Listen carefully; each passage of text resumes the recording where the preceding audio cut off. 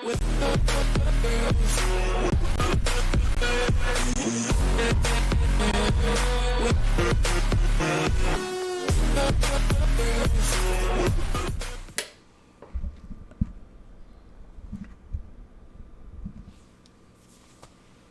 check, mic check, mic check, mic check. Flames in the chat box if you can hear me.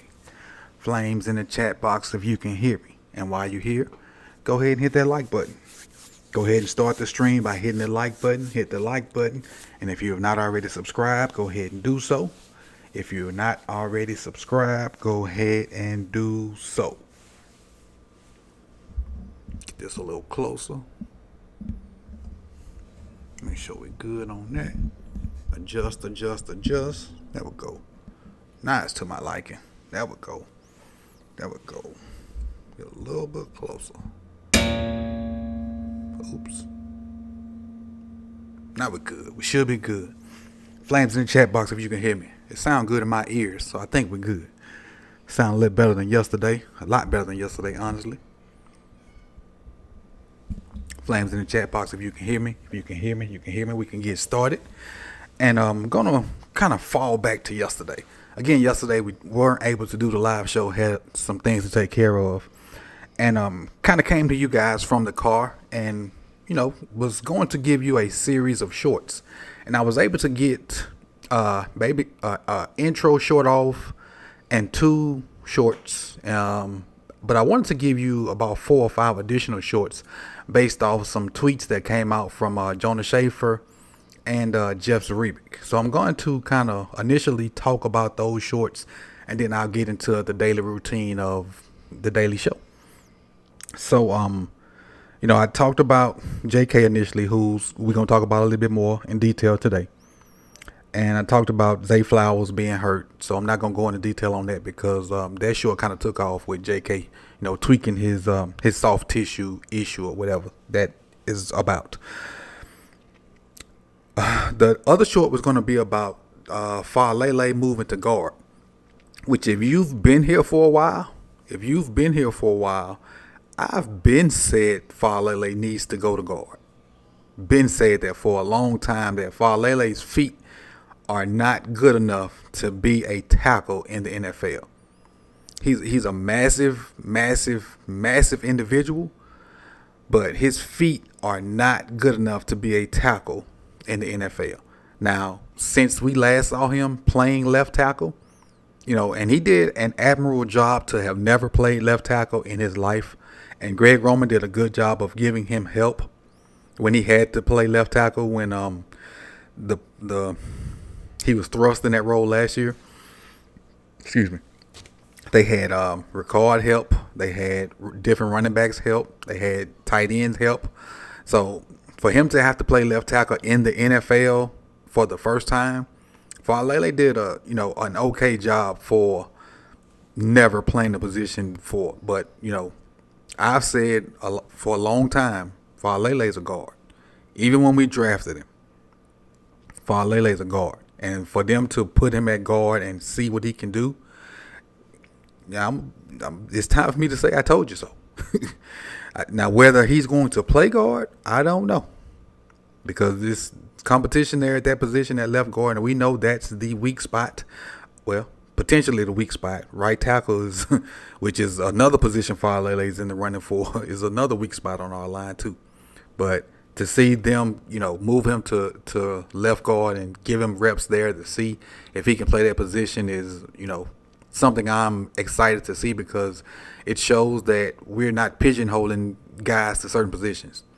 We're open-minded to moving guys around to see, and to try to get the best 11 guys on the field, which is, we're trying to do a little coaching. We're trying to do a little coaching out there, and why my chat box not moving? There you go. Now I see it moving. Okay. I was wondering why my chat box wasn't moving, but I see it moving now. All right. We're, trying to get the best 11 on the field, which is what I, would hope most coaches want to do. Get your best 11 guys out there to be successful. The second thing I saw, which is still going to talk about O-line, they had Ben Cleveland playing right tackle. And when you look at Ben Cleveland when compared to Daniel Farley being Cleveland probably would be a better option at right tackle. Even though I still think he's the best option at left guard, when you compare him to Farley, I think he's the better option at right tackle. He has better feet, has better mobility, is probably stronger, it has a better body. Now, is he a good right tackle? I don't think so at the moment. But when you compare him to Daniel Farley, I think he's a better option at right tackle. And so now again, in that same sentence I just mentioned about moving guys around to try to get the best options in the best position, now's the time to experiment. OTAs, mini camps, now's the best time to experiment with guys and see if they can potentially play different positions. If injuries happen during the season, you can say, okay, he did this in OTAs. Now maybe we can move him there if something happens during the season. Because you still got play every position Makari. But what if something happens to Makari? Now you can look back at OTA and say, okay, we had, Cleveland at right tackle, so maybe we can put him there for a game or two.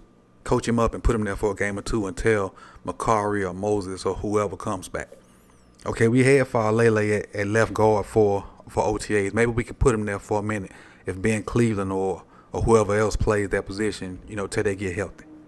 Now's the time to put them there and see, what they can do and coach them up and see their strengths and weaknesses, and if they can actually play that position and give you some quality reps there to get you through a 2 or 3 game stretch during the season. Now's your experimental time. And I again, keeping an open mind to using guys at different spots and finding out what they can and can't do. I like that. So it's a different mentality, an open-mindedness that I don't think we've had in the past about using guys in different positions and seeing what they can and can't do. And then once the OTAs and the minicamp season is over with, you go back and look at all the game film and you kind of evaluate. Okay, can we use him there? Yes. You put him at, when you go with your threes. So let me break this down. So say Ben Cleveland is your number one guy at left guard. But then when you go back to practice in the fall and then you go with your threes, he can be your number 3 right tackle. So when you go threes, you go with Ben Cleveland at right tackle. So he gets reps with your number one left guard. Then he get reps with your number 3 with your threes as the right tackle. So now he's not missing his guard reps, but then he's still getting reps at tackle to be familiar with that position too. So now he's not missing out on anything. So that's how that works. And then with Farley, if he get reps at the number 2 right tackle, then when you go threes, he get reps with at left guard with your threes. So he don't miss out on reps at any position, and he's learning multiple positions. So that's how that goes for those that don't know. That's how that works. All right. Third thing about that would have been the third short, and that would have been 5 shorts for yesterday, which is what I had planned. And I had this one planned before I saw other people's stuff. So it seems like Ojabo is ahead of Owe as far as his pass rush reps.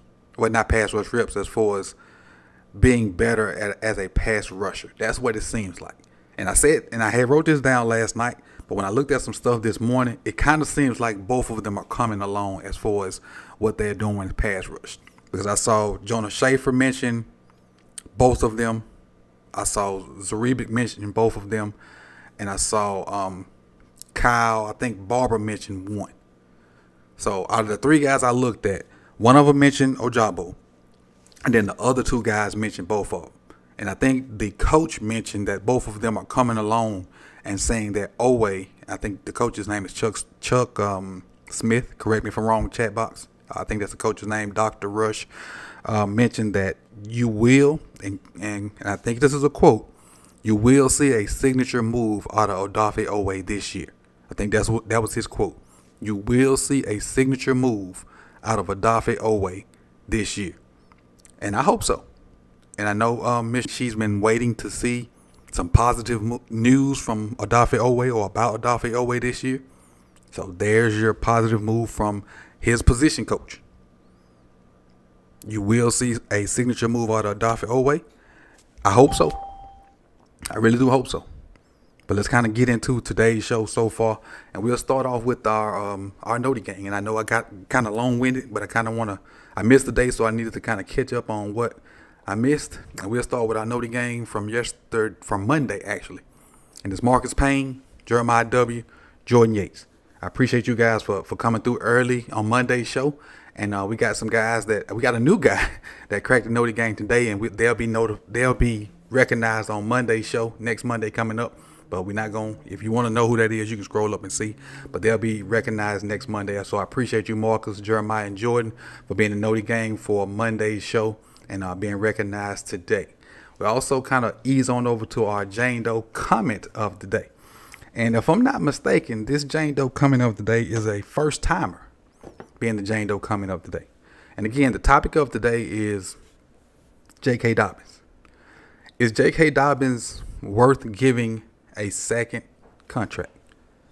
And again, I think this is a first timer for our Jane Doe comment of the day. It's Big Reg. It's Living Big with Big Reg. And if you don't know, Big Reg has his own YouTube channel. He gives you some Ravens content as well as some life content. He's a great follow in my opinion. He's a great follow. He gives you some quality Ravens content as well as some quality life content. On top of that, he's a well thought out speaker with. He gives you a different side of life. Different side of life with a there's some. Never mind. I ain't gonna say that. It's just quality content. There's some sneaky jokes snuck up in there, and you can tell if you didn't already know which side of the fence he's on, you wouldn't be able to catch it. But he's a quality follow, so go over there and follow Big Reg, and the channel is Living Big with Big Reg. So I thumbs up his that follow. If you don't follow him already, please go do so. But his comment says, with regards to JK Dobbins, I'm gonna say yes. There's no way we give Gus a second contract and not JK, who's a better running back, and he will be cheap because of his injury. I understand he's got a standout personality. Well, guess what? That's what this team needs. He wants to help get the weight off of LJ running, and we should too. JK is a top 10 running back who is still young, shifty, and can catch out the backfield. Well, I think it should be out the backfield. It says put, but I'm thinking it should be out the backfield. Paying a running back is never going to cost much. Plus, we can find money when we extend guys like Bateman and the young D-line players. You're only talking maybe $5 million per year. I'd rather give that to JK than waste it on a fullback or a backup lineman. While the position is plug and play, his skill set is not otherwise. He would have been replaceable in Greg's scheme, but he wasn't. Those are interesting points. But for JK's skill set, the only thing I would negate in Reg's comment is that $5 million per year.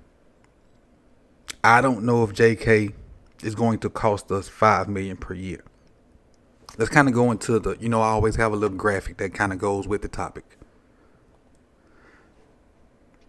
Let's talk about what he's done so far before I get into my graphic. Should JK get a second contract? His rookie year, 2020. And he didn't play a lot until toward the end of the year. He had 134 carries, 805 yards, 9 TDs. And the bulk of that came toward the second half of the year. 2021, got hurt in preseason. Didn't play at all. Last year, came back, played the beginning half of the year. About the middle of the year, got his knee kind of cleaned up a little bit.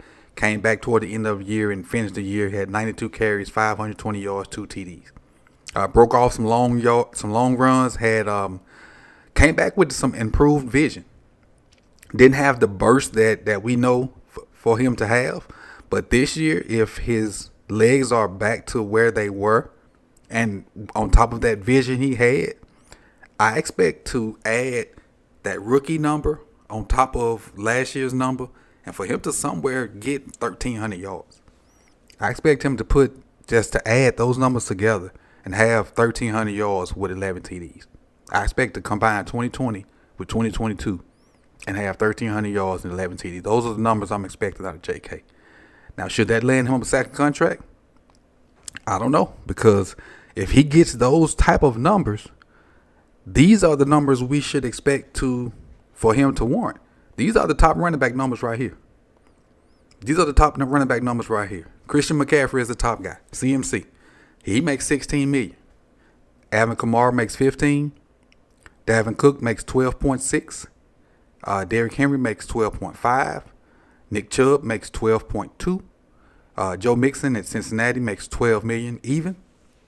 Aaron Jones for the Packers makes 11.5. And then all three of these guys are franchise guys. That's Tony Pollard, Josh Jacobs, Saquon Barkley, making right at a little over $10 million a year. Those I put them three together because they all make the exact same because they're franchise tag guys. So it's $10 million. So let's just say we franchise tag JK next year. Is $10 million too much for JK Dobbins? And so that's the question I'm going to pose to the chat box. And that's the question I'm going to pose to I think I got 2 or 3 callers on the line. So I'm going to get to the callers as soon as I switch the line over.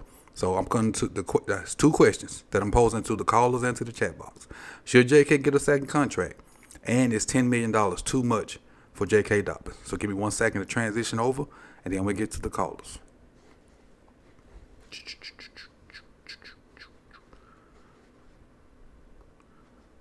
Let me transition over real quick. If I can exit out my stuff real quick. Bam. Bam. Appreciate you guys. Will G, what's good, buddy? What's going on, Coach? Not much. How you doing? Oh man, I'm back from whatever that Aaron Rodgers does at the end of the season. You know, when he goes into like hiding or whatever they call it, like that. So that his quiet, his darkness retreat. Right. So that was my my Jackie Robinson 42 number. Birthday chapter of life beginning. It was good. It was great. Then I got back, and then life just. As soon as I got back, it was like 10 minutes back. It was like life was like, oh, I'm back.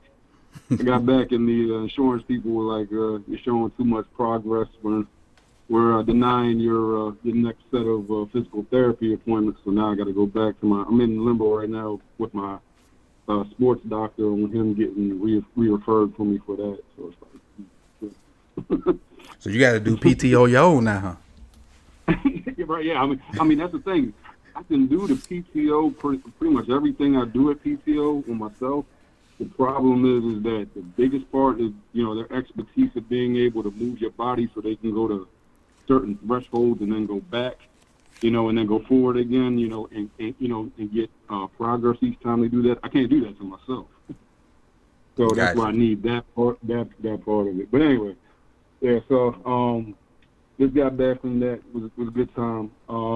So the question, JK, how many years, Coach, for the $10 million?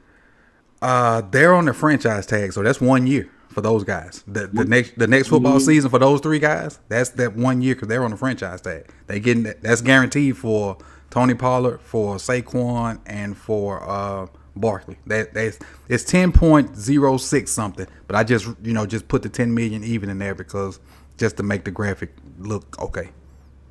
Got you. So he's playing. He's already good for this year, right? JK? Yeah. Yeah, this is his last year of his rookie deal because he was a second round pick. Okay, yeah, the same thing I posted late onto your thread. For me, if JK proves that he's healthy and pretty much just puts the production that all you got to do is continue the production that he's been given, but major thing is just stay healthy. His ability to be able to run with 8, 9, 10 men, 11, in the box, line stacked and everything like that. That's a gift. That's a certain vision. And the other thing I look at is I'm looking at his age. He's only 24. So I feel he'll probably be 25, 26 when that comes up. So he's still in his prime. He's not there that 30 year where they kind of like that's the end of like the running back life type thing. And with that kind of running back, with that kind of threat, you have so much that the defense has to worry about, and it opens up for you. So for me, yeah, he's worth it.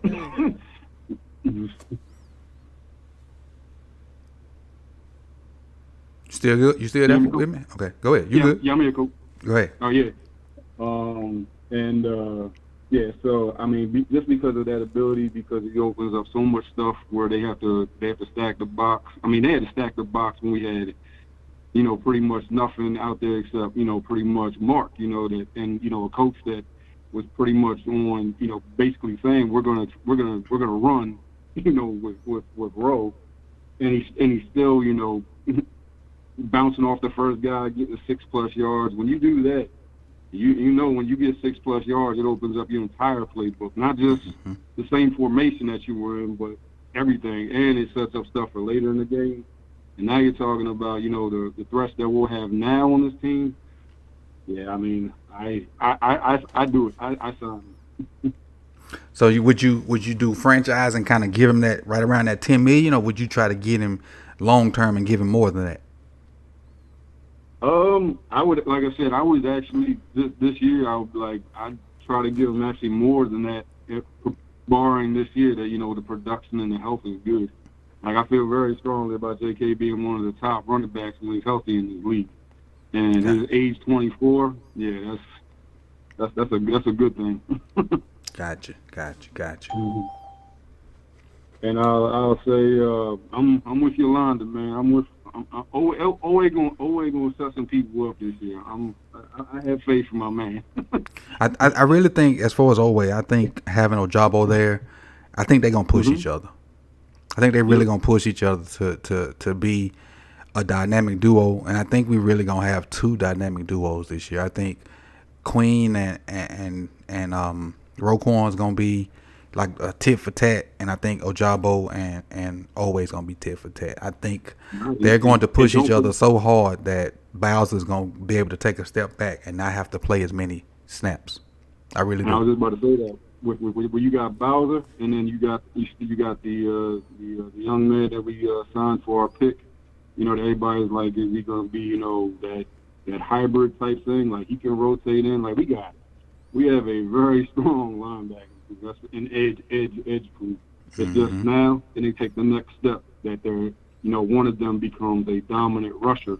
And I think if you put Owe in a situation where he can focus on just rushing, he doesn't have to worry about the first down and the screens and everything else, that kind of like, makes his mind go a little bit slower. If he can just be like, I'm gonna go after I think, like I said, I think he's gonna surprise a lot of people this year. Gotcha. and as far as, I think Owe's gonna play a lot more than Ojabo, because I think Owe's better versus the run. I think his body's more fit for the run. And I think right now, I think Ojabo is a straight pass rusher. So I like if I had a starting lineup, I think it would be Bowser and Owe, and I think Ojabo would come in on like rush downs and like slide Owe into like over the guard or something like that. Right. And they still have Bowser, Owe, Ojabo, and whoever, like the fourth guy, interior guy to rush. And then you got your three speed guys and like whoever like Matabike or somebody, to rush as your four rushers. Right. It's the sub package for one of the defensive ends. A run stopping DN to then go to the pass rush personnel. Gotcha. I definitely feel that, Coach. Definitely. Hey, Coach, what's this June percentage thing that I see on your screen right now? That's so when like when people do the tip jar, it goes up, and it's like from people. So instead of doing the super chats, when somebody actually go to hit the pin comment and go to the tip jar, it just goes up. That's all. And so I set it at 100, and whenever it gets to it, it just goes up the percentage. That's all. It's no biggie. So if it don't move when people super chat, they just do it when they go to the tip comment. So if it moves, it moves. If it don't, it don't. It ain't no biggie. Gotcha. YouTube. But you good because you on the Patreon, so don't worry about it. You good. I was just about to say, I was like, YouTube being more friendly or not? Nah, you good. You good. It's mainly for people that want their questions answered. They go to if people like some people want questions answered live, and for them to do that, they need to go to the pin comment and do and then they move like that. That's what that is. That's all that is. But you Patreon people, y'all good. Gosh, you 2 months away, Coach. That's it till August 4th. Yep, right. Almost there. Yes, sir. Have a blessed one, Coach. You too. I appreciate you, Will. Yep. All right. Next up, we got my man. Let me see, Mr. Steven. How you doing today? I'm doing all right, Coach. Good, How's everybody tonight? Now we good. What you got for me today? Well, I'd like to start out by thanking everybody in the chat, Mr. Will, Reg, Yolanda, and everybody throwing up some prayers for me with what's going on with moms and everything. I really appreciate y'all, and thank you so much for the support. No problem. Like I said earlier, we have to do what we can do with the time we allotted, for family. So that's what we're here for. That's it. Again, much appreciated. To the question, running backs, I'd love to see the Gus and JK show get run back. The thing of it is, I guess my main point of all this is new offensive. But basically, I almost feel like we're an expansion team for one reason or another. I mean, we've got so many different moving parts now. I don't know what the heck we're going to look like. I don't know what we're going to do. How Monken's going to process this. Second-year defensive coordinator, still figuring that out. I'm hopeful. I want JK to stay there. I want him to flourish. I hope he gets 2,000 yards. I hope Gus gets 1,000. I don't even know. I'm just going to have to sit back and wait to see exactly what we're going to look like. Mm-hmm. At this point, it's kind of interesting. I don't know how you feel about that, but seriously, I mean, it almost feels like we're an expansion team, like this is our first year. This is what I think. I think even though we have all those weapons outside as far as receivers, I think all they're going to do is open up the running game. It's not going to look as heavy as far as the personnel packages, but I think having those guys outside is just going to open up more space for the running back. And even though I think we're going to lead the league in rushing steal, it's just going to look different. I still think we're gonna run the ball. It's just going to look a little different. I just still think that we're gonna have weapons outside, and we still gonna use those weapons. We just gonna run the ball. And it's just gonna look different. You're gonna see JK in space without 15 people in the box. That's what I think. Well, he should be able to thrive in that. Mm-hmm. There shouldn't be any problem. In addition to the wide receivers that we have out there, I mean, we're still sitting there with Andrews, Likely, and Charlie Kohler. Yep. Whatever he's going to look like, I have no idea. I had high hopes for the kid. Nobody's saying anything about him. I haven't heard anything about him in practice, but I mean, there's three. Excellent. I mean, two at least I know are excellent tight ends. I believe in Likely. You split him out. I don't know. I mean, Monken's got a lot to work with. Yes. And if we can morph that offense to play to our strengths and against the defense's weaknesses, we should be able to run the table. Mm-hmm. And I'd be glad to see. I wouldn't care if Lamar never ran for a yard. Me too. I'd rather him sit back here and throw the ball. I don't want him running. No, stay back there, do what you got to do. Just toss the rock. There's a black reporter that works for the Ravens. I can't remember his name, but he kind of plays the back seat for him. But he put out a list today, like the 15 guys that you should be on the lookout for or that impressed in OTAs. And he mentioned Charlie Kohler. I can't remember his name, but he mentioned Charlie Kohler today. And so when he mentioned him, I was like, uh-oh. Like adding that name to the list of guys that's already, other people have been saying, because he don't say much. But when he puts stuff out, I kind of take notice of it because, again, he don't talk a lot. But when he speaks, I kind of take notice on what he says because, again, the guys that don't speak a lot, when they actually speak up, I personally take solace in what they say because he who speaks less, it means more to me.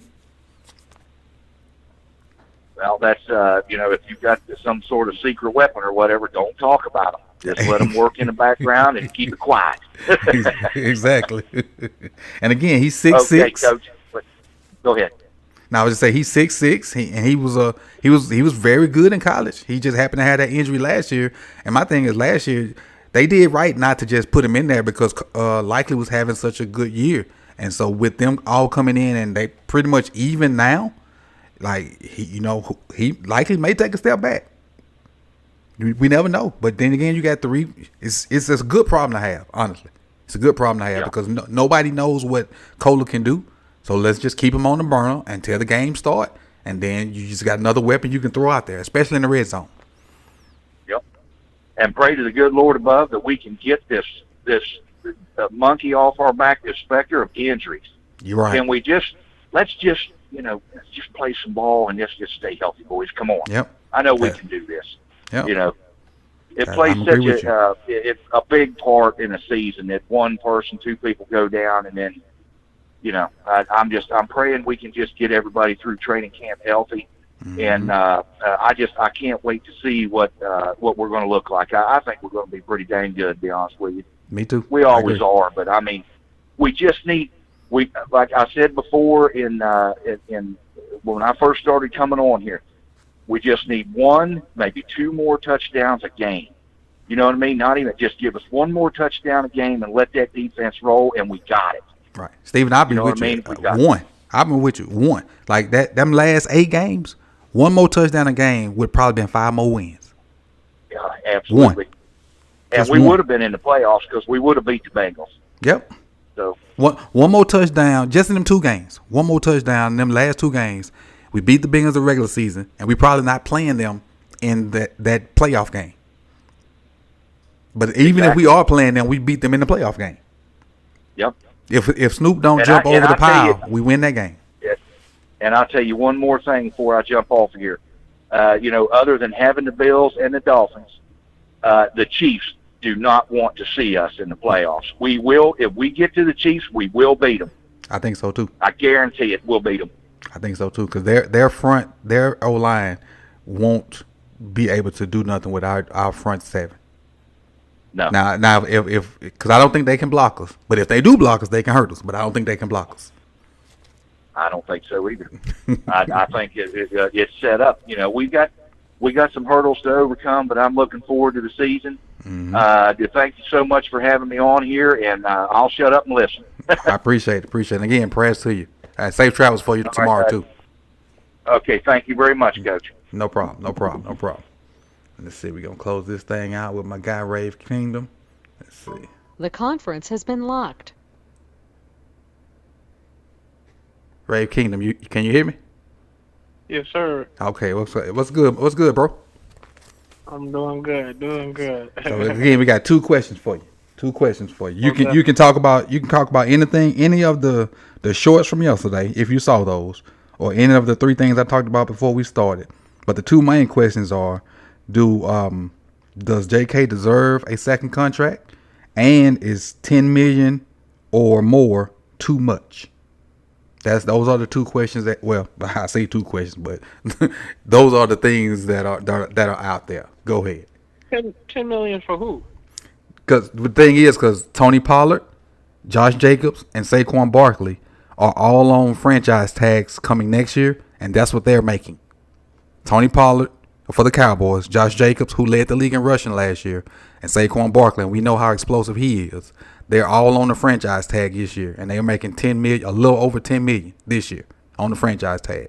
So I'm saying, is JK that good, and should he make that $10 million or more? Hey man, Josh Jacobs, Tony Pollard, Saquon Barkley. Listen, Saquon Barkley too. Oh man. So did you hear the whole list when we go back through the whole list? So you can go through the whole list if you want to. Okay, CMC is $16 million. That's Christian McCaffrey. Alvin Kamara is $15. Dalvin Cook 12.6. Derrick Henry 12.5. Nick Chubb 12.2. Joe Mixon $12 million even, and Aaron Jones from the Packers is 11.5. And then you got those 3 guys at $10 million.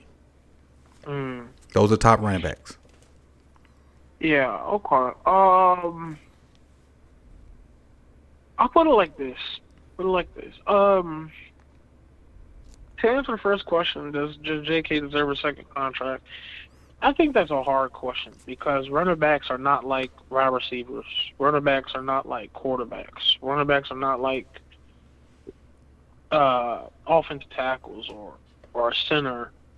Running backs are I think you said it before, use them while you can, while they're young, and get rid of them because you got a next young, non-injured running back coming out of college. For crying out loud, B.J. Robinson just went to the Atlanta Falcons, coming out of, doing his thing. And that's a serious, darn going running back. I'll be honest with you. We stupidly got rid of Tyler Beatty. He could have been easily J.K. Dobbins' replacement because I don't think people understand that Tyler Beatty in college was like that. Yep. And led the SEC. And in preseason, he didn't have the best lineman nor the best quarterback. But to me, if he felt like I thought he was running hard and showing some small flashes.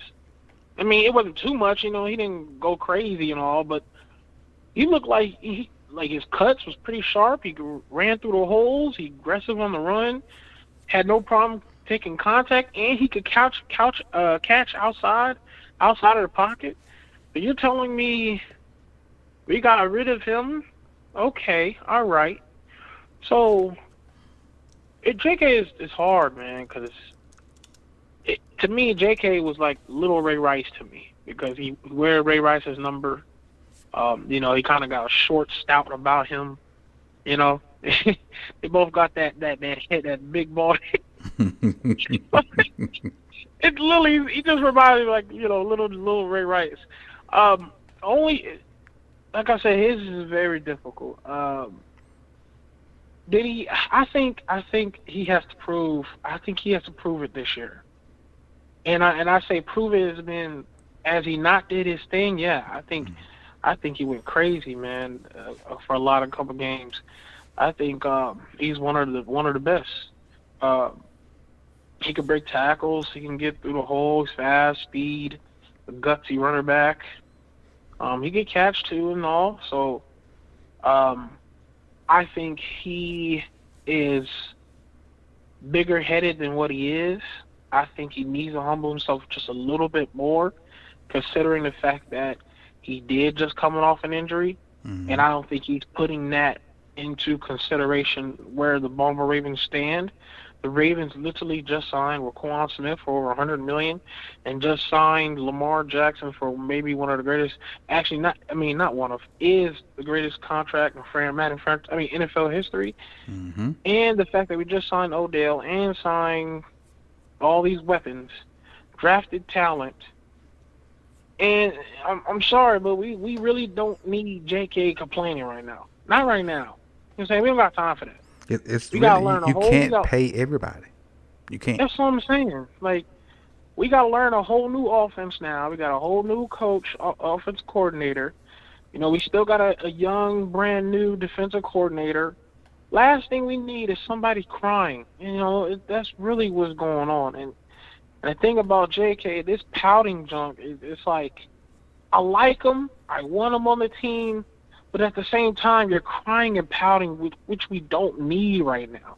We need to focus on the year. We need to focus on what we're doing as a team because we need to go all out, especially where, honestly, to me, we're a AFC championship team or Super Bowl contender team by far.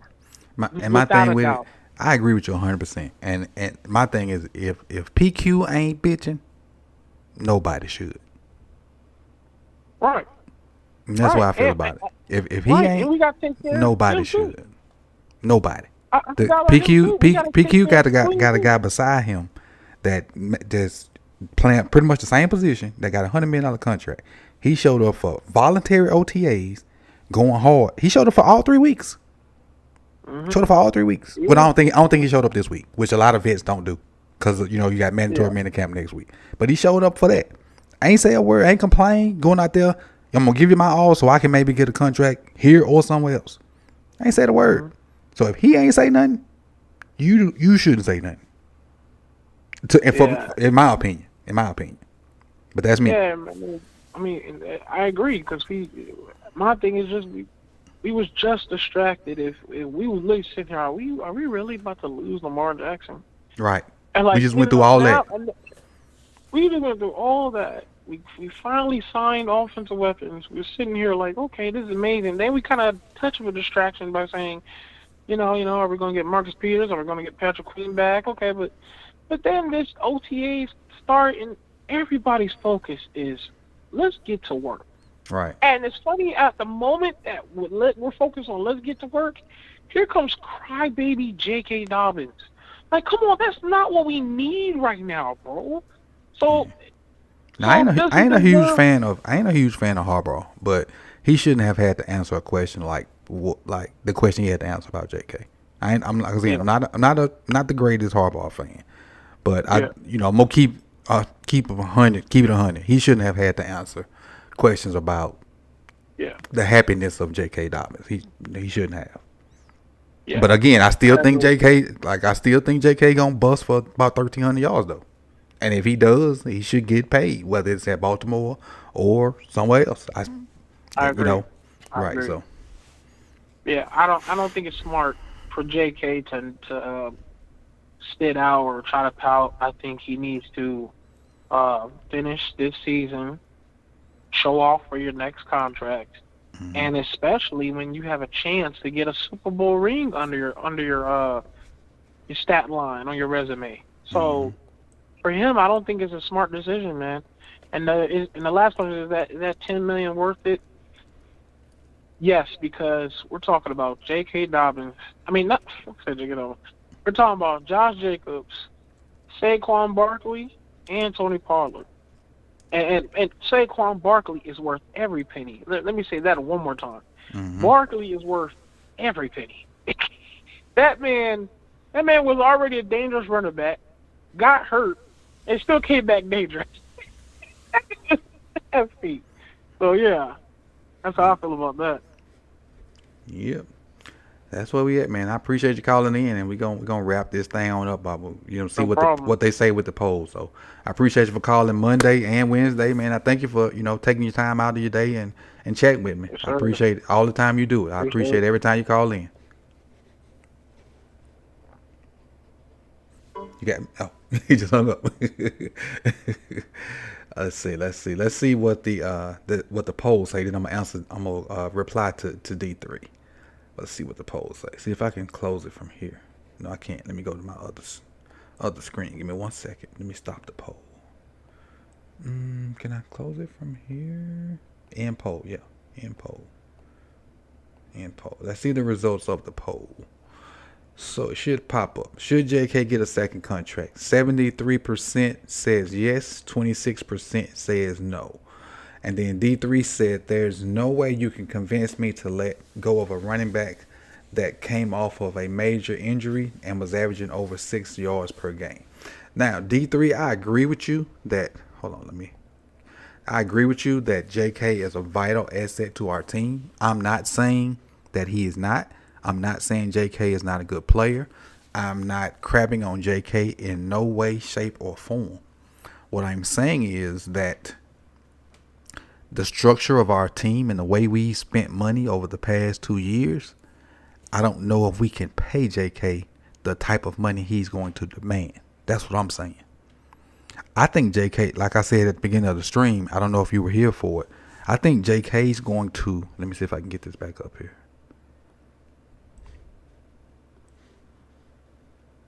I think JK's going to take his rookie year and his third year, which was last year, combine these numbers. I think he's going to go for 13 plus 100 yards and 11 plus touchdowns. And I don't think we're going to be able to pay him what he's going to demand. That's the point I'm saying. I don't think I'm not saying we should get rid of him because he's complaining. No, that's not what I'm saying. I think he's going to have a monster year. I don't think we're going to be able to pay him this type of money. I don't think we're going to be able to pay him Nick Chubb, Derrick Henry, Dalvin Cook, Alvin Kamara type of money. That's what I'm saying. I'm not saying he's a garbage player. No, that's not what I'm saying. I'm saying I think he's going to go off, and I think because we paid Lamar, because we paid Roquan, because of the other contracts we got, I don't think we can afford him. I think he's going to price himself out, especially if we play PQ. If we find a way to keep PQ, I don't think we can pay him. And just like Jay the Six just put there, I think it's easier to draft and find another decent to good running back than it is to find another decent to good position player. I think it's easier to find another decent to good running back than it is to find another decent to good linebacker or receiver or cornerback or O-lineman. I think the easiest position to find a good player at is running back. That's all I'm saying. That's all I'm saying. I don't think JK sucks. That's not what I was saying. I just think it's easier. I think running back is the easiest position to draft at. I think you can get a good one 3rd, 4th, 5th round. That's all I'm saying. That's it. That's where I'm at with it. So this wraps up another week. I appreciate you guys for coming through. Everybody that send the chat box, I appreciate you guys. If you have not liked the stream, please do so. If you have not followed me on the second channel at More Sip the Talent, please do so. Got another video coming out over there. The subject of that new video that'll be out tomorrow is Justin Jefferson, and I'll go ahead and show y'all the thumbnail for that. Let me see if I can pull that up. Hold on, let me get myself up there so I can get the thumbnail up. I don't need y'all to see all my background stuff that's going on.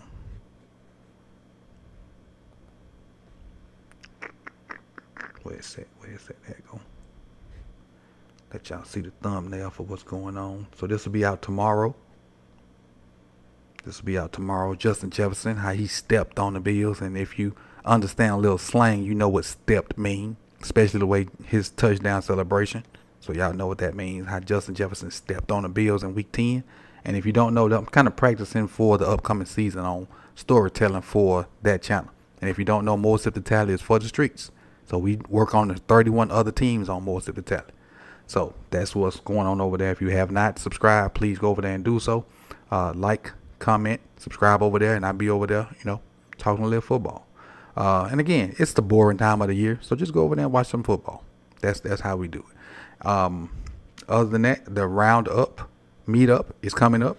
If you want tickets to that, put exclamation point tickets, and that link will come up. That's August the 4th. So please do so if you're in the Baltimore area. And if you're in the Northeast, if you're in the Baltimore area, I understand that y'all having some air issues. So make sure you take care of yourself. If you're having some air issues in that area, make sure you take care of yourself. And if you are a praying type person, please send one up for Mr. Steven for what they going on. And if you don't know what's going on, scroll up in the chat box and you can see. So if you're a praying type person, please throw one up for Mr. Steven. And if you want to know what's going on, scroll up in the chat box. And I'm gonna end it on that right there. Peace and love to you guys. You could have been anywhere in the world, but you chose to be here with me for whatever amount of time it's been here. 54 minutes. Peace and love. See y'all later on More Sip the Tally tomorrow. The next call-in show will be, I'll actually be on the LBHT show today with Jose and Brodney. I'll be there today.